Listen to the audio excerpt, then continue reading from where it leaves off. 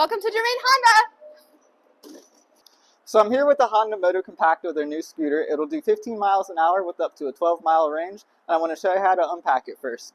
First step will be to release the back wheel. To do this, pull this tab out, then you rotate it towards the front of the scooter. Then back around here, there's a little pull handle. You just pull that up, slide the back wheel out. You'll hear it click into place like that.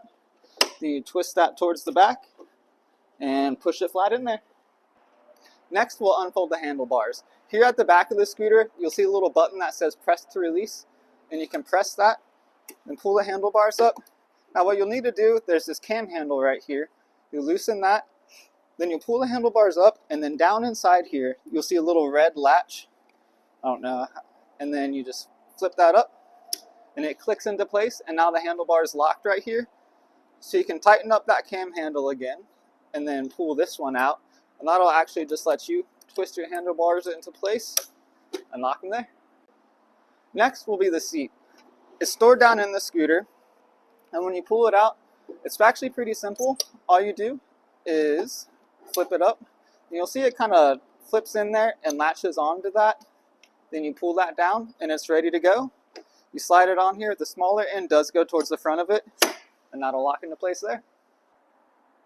One of the last steps will be to unfold the footrest. To do this, you will want to just kind of pull up on here and then fold it out and repeat on the other side.